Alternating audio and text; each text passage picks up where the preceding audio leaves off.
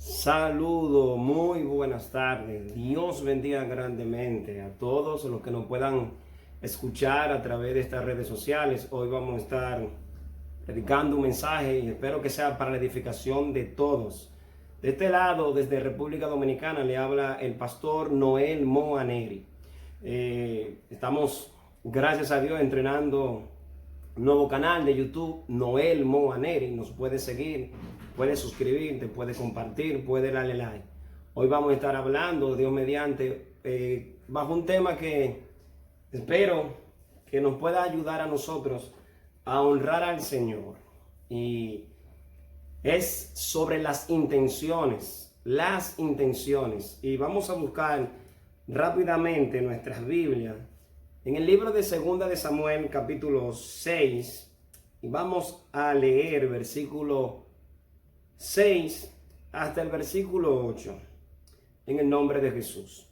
Cuando llegaron a la era de Nacón, Usa extendió su mano al arca de Dios y la sostuvo, porque los bueyes tropezaban. Y el furor de Jehová se encendió contra Usa, y lo hirió allí Dios por aquella temeridad, y cayó allí muerto junto al arca de Dios. Y se entristeció David por haberlo herido Jehová a Usa, y fue llamado aquel lugar Pérez Usa hasta el día de hoy. Muchos de nosotros y otros también dentro del Evangelio no han leído, o tal vez han leído ese pasaje de segundo libro de Samuel capítulo 6, cuando David intentaba traer el arca del lugar donde estaba, que era en Kiriat-Jearim, y allí quería el siervo de Dios David quería agradar al Señor llevando el arca hacia Jerusalén, para que así tener el respaldo, porque el arca representaba la presencia de Dios, y todos nosotros sabemos lo que significaba que Dios estuviera con su presencia, y más sobre todo en Israel, o en el lugar específico donde Dios quería que estuviera. Nosotros queremos hablar bajo las intenciones. Queremos mencionar un poquito qué es las intenciones, porque a veces nosotros tenemos muchas intenciones, pero casi siempre nuestras intenciones no son correctas, o muchas veces, por así decirlo, nuestras intenciones no van acorde a la voluntad de Dios. En la Biblia nosotros tenemos muchísimos ejemplos de personas que tuvieron buenas intenciones, pero esas intenciones no estaban acorde a la voluntad de Dios. Reitero, nosotros hemos hablado y hemos escuchado de aquello que hacía el supuesto Robin Hood en la antigüedad, que es algo mitológico. Robin Hood le robaba a los ricos para entregarle a los pobres la riqueza de los ricos. Aparentemente es algo justo, es algo equitativo que hacía Robin Hood, pero hay un problema, hermano y amigo que nos puede escuchar, y es que Robin Hood, así por decirlo, como habla esa tradición o esa mitología, estaba quebrantando uno de los mandamientos de Jehová, y es: no robarás. ¿Entiende? Las intenciones eran buenas porque era para ayudar a los más necesitados, pero eran unas intenciones que no estaban acorde a la voluntad de Dios, porque usted está quebrantando un mandamiento de Dios. Así mismo pasaba con muchos personajes bíblicos. Por ejemplo, con Usa, donde nosotros acabamos de leer. Usa, junto con la alegría del pueblo, junto con David y con todos estos hombres que iban alrededor del arca, cantando, danzando, iban alegres, se atrevió a ponerle la mano al arca. Y la Biblia enseña que había específicamente una estirpe, por así decirlo, de personas que podían llevar el arca. No todos los israelitas podían ponerle la mano al arca. Eso pertenecía a la tribu de Leví, y no todos los levitas tampoco. La Biblia nos enseña que los hijos de Coat, en el libro de Números capítulo 3, versículo 30 y versículo 31, nos enseña que solamente dentro de los levitas, los descendientes de Coat, los coatitas, eran los únicos que podían ponerle las manos al arca. Si nosotros vamos brevemente al libro de Deuteronomio, capítulo 30, Deuteronomio 30, y leemos Deuteronomio número 3:30, el libro de Números, capítulo 3, versículo 30, allí nos arroja luz sobre quiénes eran los únicos que tenían la responsabilidad y por mandato de Jehová ponerle las manos a los utensilios santos. En número 3, versículo 30, dice de la siguiente manera: y el jefe del linaje de la familia de Coat, Elisafán, hijo de Uziel, a cargo de ellos, el verso 31, estarán ellos a cargo del arca, de la mesa, del candelero, los altares, los utensilios del santuario con que ministran y el velo con todo su servicio. Ya acabamos de ver bíblicamente y de leer que solamente los de Coat, los coatitas, podían ponerle la mano al arca y a las otras, o los otros utensilios santos que eran los que adornaban el tabernáculo cuando se armaba o cuando se desarmaba. Ellos eran los únicos que estaban a cargo de esos utensilios santos. Pero alguien puede decir, pero las intenciones eran buenas de Usa. Era que el arca se iba a caer. El arca se iba a aparentemente caer, pero nosotros tenemos que saber que Dios tiene control de todo. Alguien puede decir, pero pastor, eso pasó para darnos un ejemplo. Claro que sí. Y es el ejemplo y es la enseñanza que queremos dar hoy, que no solamente se trata de buenas intenciones. Por ahí se dice, y es una realidad, el infierno está lleno, está pavimentado de personas que tenían buenas intenciones, pero hoy en día están en el infierno. Hoy en día se perdieron muchas personas tratando de tomar la justicia en sus propias manos con buenas intenciones. En la antigüedad han habido un sinnúmero de personas con muchos idealismo, con ideales para liberar y llevar a cabo lo que es el progreso, el patriotismo de una nación, lo que es el desarrollo de una nación, pero con intenciones que aparentemente son buenas, pero han causado un sinnúmero de males, un sinnúmero de daños. Pero en la Biblia no solamente tenemos ese ejemplo, también nosotros conocemos de alguien que aparentemente tenía buenas intenciones, llamado Saúl. Nosotros vemos en la palabra del Señor lo que le sucedió a Saúl. La primera vez que Saúl, el rey Saúl, tuvo su desliz, su primero desliz, y estamos hablando del libro de 1 Samuel capítulo 13.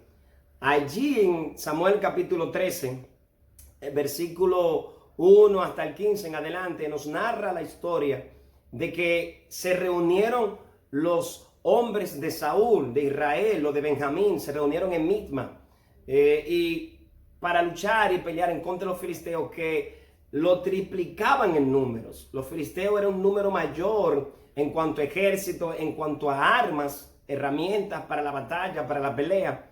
Pero ellos estaban allí por mandato de Dios, los judíos, encabezados por el rey Saúl. Estaban allí por un mandato de Dios, de que ellos tenían que defender a Israel. Además, ya Saúl era la cabeza, era lo que ellos le habían pedido a Samuel, que le dijera a Dios que querían un rey como todo lo demás. Pero ¿qué sucede? Dios le había dicho a través del profeta Samuel a Saúl que esperara antes de empezar la batalla un sacrificio que tenían que hacer. Vamos a retomar la palabra de Dios y vamos a ir a 1 Samuel y vamos a leer un poquito breve para que usted entienda que tenemos que tener buenas intenciones, pero que vayan acorde a la voluntad de Dios. Nosotros vamos al capítulo 13 de Samuel, dice el versículo 1, había ya reinado Saúl 1 año, y cuando hubo reinado 2 años sobre Israel, escogió luego a 3,000 hombres de Israel, de los cuales estaban con Saúl 2,000 en Mitma y en el monte de Betel, y 1,000 estaban con Jonatán en Gabaa de Benjamín, y envió al resto del pueblo cada uno a sus tiendas. Y Jonatán atacó la guarnición de los filisteos que había en el collado,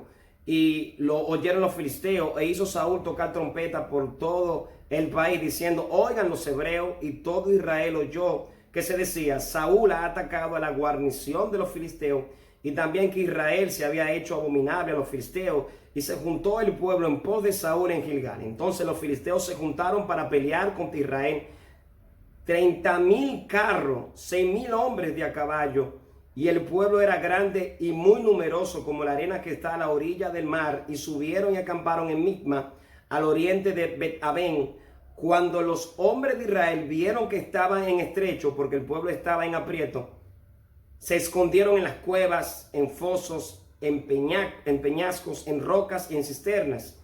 Y algunos de los hebreos pasaron el Jordán a la tierra de Gad y de Galaad, pero Saúl permanecía aún en Gilgal, y todo el pueblo iba tras él temblando. O sea, había un gran temor por la gran cantidad del ejército contrario de los filisteos al de Israel. Había miedo. Pero dice el verso 8: y él esperó 7 días conforme al plazo que Samuel había dicho. Pero Samuel no venía a Gilgal, y el pueblo se le desertaba. Entonces dijo Saúl: traedme holocausto y ofrenda de paz. Y ofreció el holocausto. Y cuando él acaba de ofrecer el holocausto, he aquí Samuel que venía. Y Saúl salió a recibirle para saludarle. Tremendo error el que cometió Saúl. Dios le había dicho a través de Samuel: espérame al 7º día. Espérame al 7º día. Sigamos leyendo el versículo 11. Entonces, el versículo 10: y cuando él acababa de ofrecer el holocausto, he aquí Samuel que venía, y Saúl salió a recibirle para saludarle. Entonces Samuel dijo: ¿qué has hecho? Y Saúl respondió: porque vi que el pueblo se me desertaba, y que tú no venías dentro del plazo señalado, y que los filisteos estaban reunidos en Micma. Me dije: ahora descenderán los filisteos contra mí a Gilgal, y yo no he implorado el favor de Jehová. Me esforcé pues y ofrecí holocausto. Aparentemente muy bien las intenciones. Tú eres el profeta, tú dijiste que llegaba en 7 días, ya son los 7 días, aunque el profeta llegó a tiempo. Pero Saúl se desesperó y se esforzó. Humanamente hablando, perfecto. Nosotros estamos llamados a esforzarnos, estamos llamados a que tenemos que obrar, porque la fe sin obra es muerta. Pero hay que tener cuidado, hermano, amigo que me escucha. Si yo me esfuerzo a hacer algo, no importa las intenciones que tenga, si mi esfuerzo va en contra de la voluntad de Dios, yo estoy pecando contra Dios. Las intenciones tienen que estar acompañadas de obediencia, y hoy en día eso se repite mucho. Eso lo podemos ver a diario. Nosotros en la iglesia que pastoreamos, la iglesia cristiana Camino a la Libertad, aquí en República Dominicana, Santo Domingo, en el INVI, no tenemos muchos jóvenes. Y alguien en una ocasión me dijo: pastor, ¿usted quiere que la iglesia se le llene de jóvenes? Deje que los jóvenes toquen los instrumentos. No lo bauticen, no lo discipule. O sea, que ellos puedan participar directamente. No sea muy fuerte bíblicamente. O sea, que tengan toda la libertad, habidas y por haber, en cuanto al desconocimiento de Dios, para que la iglesia se le llene, porque usted necesita que se toquen los instrumentos, usted necesita que se toquen bien y que se canten, y los jóvenes son los que hermosean el templo. Yo estoy de acuerdo con eso, pero primero hay que hacerlo discípulos, primero tienen que nacer de nuevo. No puede un nuevo creyente ministrar, dice el apóstol Pablo. Y referente más a un pastor, por ejemplo, el apóstol Pablo dice en la carta a Timoteo que un neófito no puede estar al frente de la cosa de Dios, tampoco para ministrar en la música, aunque venga de la escuela de cántico o de arte más alta que puede existir en esta nación. Usted tiene que nacer de nuevo, usted tiene que ser discipulado, usted tiene que ser instruido primeramente, y después usted va a participar de las cosas que se hacen para Dios, de la liturgia. Hoy nosotros hemos visto un pragmatismo en la liturgia, personas que le han entrado con toda la liturgia, con buenas intenciones, pero lamentablemente nada bíblico. Cuando yo tenía aproximadamente 4 o 5 años en el Evangelio, estoy hablando del año 2000, aquí en República Dominicana se entró un movimiento que se le llamaba la Risa Santa. Y yo recuerdo que personas caían en los cultos. Yo decía, ¿y qué es esto? Riéndose, de que carcajada, que era el Espíritu Santo. Eso es apostasía. Por más buenas intenciones que eso estuviera brindando en el culto, es puramente apostasía. Es algo que va en contra de la voluntad de Dios. Y después vino un movimiento de un eructo santo. Pero ¿y qué es eso? ¿Cómo podemos ligar las cosas de Dios, la liturgia del Señor con lo inmundo? Lo inmundo no puede acompañar nunca la liturgia de Dios, la adoración al Señor, el culto al Señor. Entonces, de nada vale las buenas intenciones, hermano, pastor, amigo que me escucha, si no están acompañadas de obediencia. Si seguimos leyendo aquí este pasaje de Samuel, dice versículo 13, entonces Samuel dijo a Saúl, locamente has hecho, no guardaste el mandamiento de Jehová tu Dios que él te había ordenado, pues ahora Jehová hubiera confirmado tu reino sobre Israel para siempre. Mas ha buscado un varón conforme a su corazón, el cual Jehová ha designado para que sea príncipe sobre su pueblo, por cuanto tú no has guardado lo que Jehová te mandó. Primeramente Dios y después los hombres, hermano. Recuerde que el primer mandamiento que Dios le entregó a Moisés para que Moisés lo recibiera y se lo transmitiera al pueblo es Jehová. Él tiene que estar sobre todas las cosas. No tendrá dioses ajenos delante de mí. O sea, Él es el number one. Él es el número uno. Dios tiene que ser el número uno en tu vida. Dios tiene que ser el número uno en mi vida. De nada sirve que yo diga, tengo buenas intenciones para Dios, pero yo no soy obediente. Yo tengo que obedecer para aprender a tener buenas intenciones. La palabra de Dios nos enseña en otra ocasión que Israel se descarrió, se apartó y recibió el castigo del Señor en el libro de Oseas 4:6, porque no estuvo en el conocimiento de Dios. Mi pueblo perece. Mi pueblo pereció por falta de conocimiento y Dios lo desechó. Y vino el castigo sobre Israel porque ellos se habían olvidado de Dios y todas sus buenas intenciones estaban mal porque no había obediencia. Este mismo Saúl, en el capítulo 15, años después, Dios, como si fuera a tratarlo de darle una segunda oportunidad, le dice, me acordé de Amalek, de todo el daño que Amalek le hizo a Israel cuando estaba en el desierto, atacando la retaguardia, haciéndole daño a las viudas, a los niños, a los menos pudientes, a los menos válidos. Ve, Saúl, ataca a Amalek, destruye a Amalek, no deje nada allí. No deje ganado, no deje niño, no deje nada con vida en Amalek. Y usted sabe la historia, lo que hizo Saúl, que trató de adornar los sacrificios, el culto, trayendo nuevos ganados.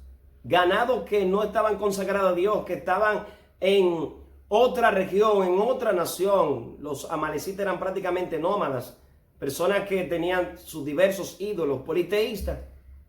Y él quiso adornar el culto cuando Dios lo confrontó a través de Samuel. Dijo, bueno, he dejado las vacas, he dejado los toros, los becerros para el sacrificio a Dios. No. No es así. Las intenciones de nuestros corazones tienen que estar bajo obediencia, pues Dios no la va a recibir. No importa. Jesús nos enseña a nosotros de qué le vale al hombre ganarse el mundo. ¿De qué vale al hombre ganarse el mundo y al final su alma va a ser echada al infierno? ¿De qué me vale tener toda fama? ¿De qué me vale a mí tener todos los conocimientos habidos y por haber y yo no estar en obediencia? ¿De qué me vale tener buenas intenciones sin obediencia? No sirve de nada. Gloria al nombre de Jesús. No sirve de nada.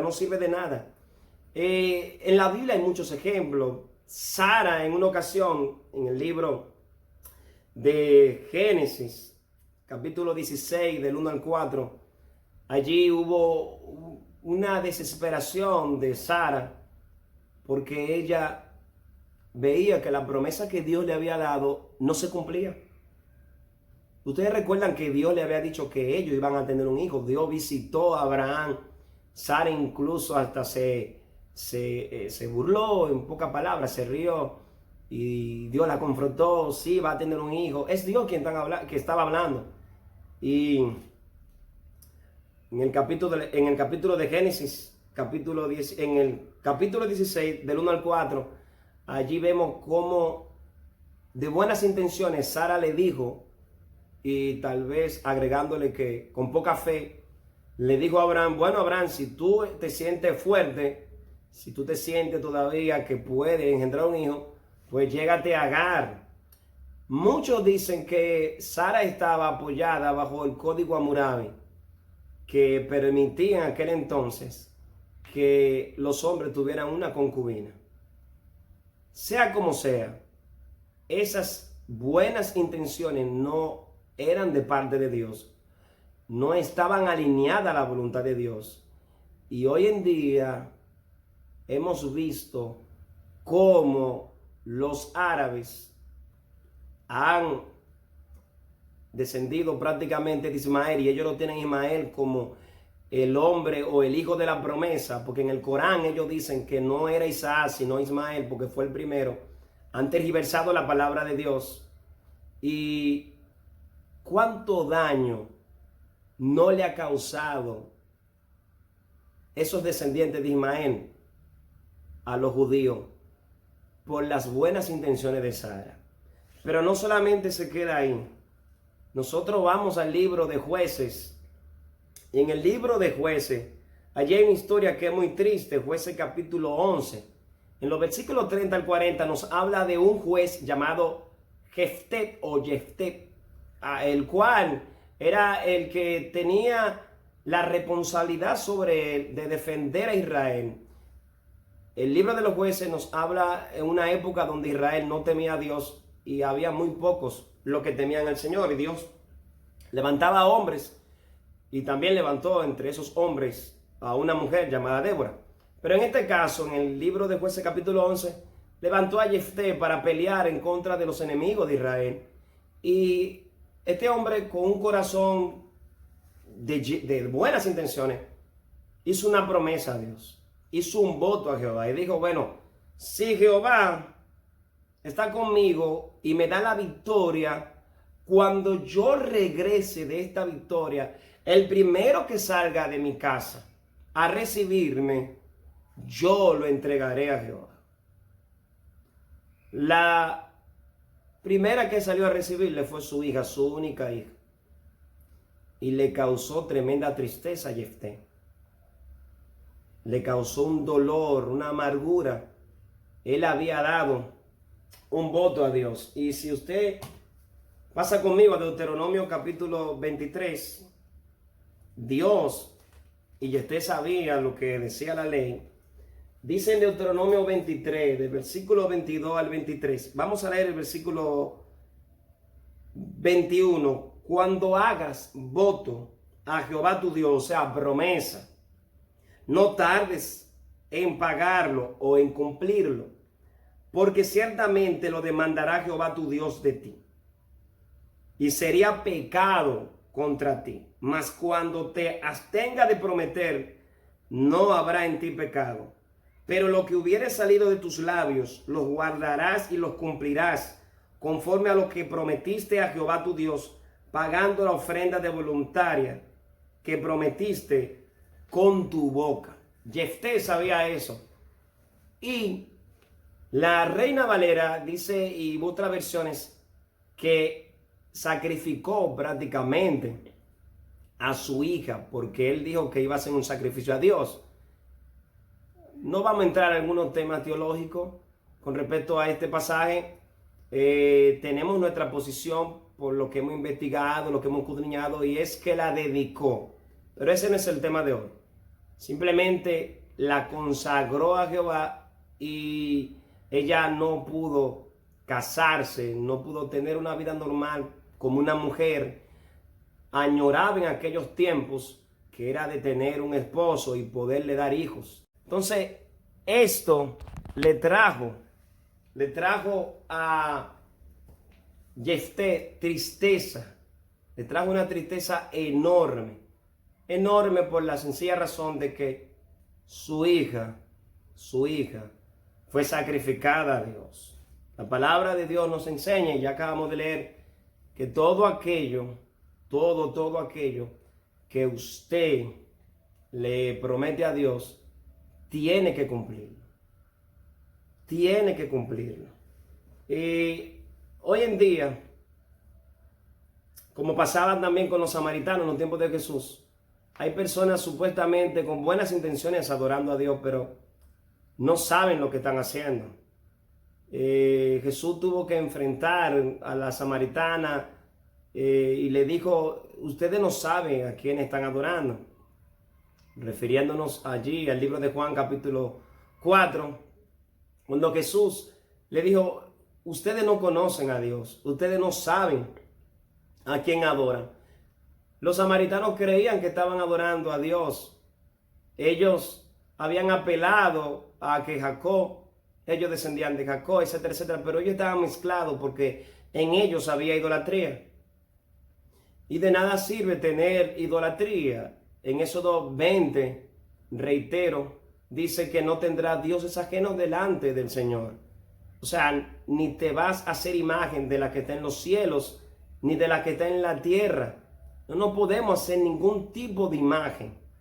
Ningún tipo de imagen de la que están en los cielos, ni de la que están en la tierra, ni la que está debajo de la tierra, ni en el mar. Porque Dios es celoso y no comparte su adoración con nadie. Él es el objeto de nuestra adoración. Ese Dios trino, Padre, Hijo y Espíritu Santo. Nosotros no podemos adorar a Dios y adorar a los ídolos. No va a ser recibida nuestra alabanza.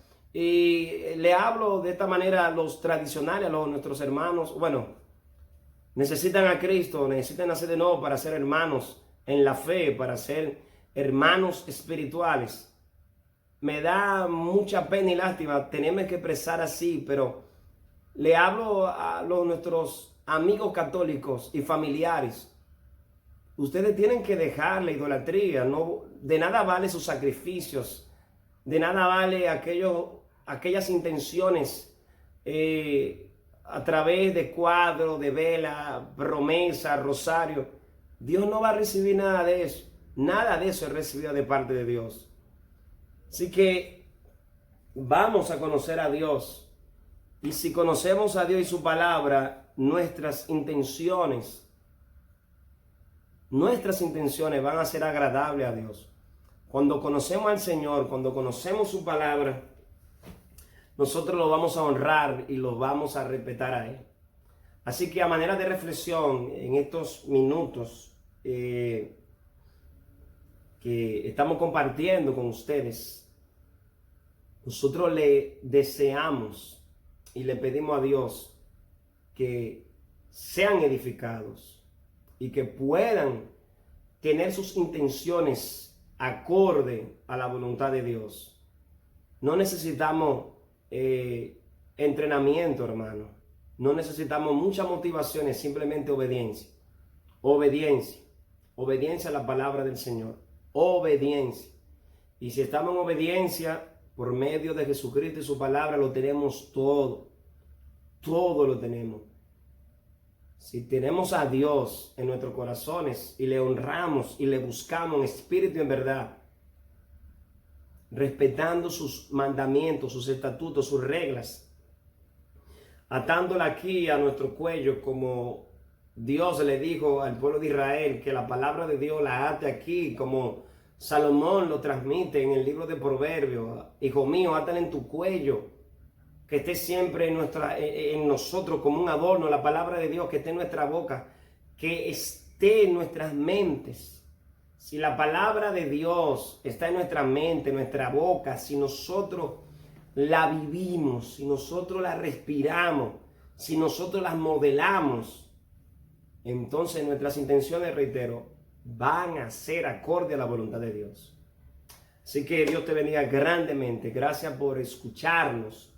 Te habló el pastor Noel Moa Neri, pastor de la Iglesia Cristiana Camino a la Libertad, República Dominicana, Santo Domingo, Invi de los Minas. Síguenos como Noel Moa Neri a través de YouTube y Facebook. Dios te bendiga grandemente. Gracias.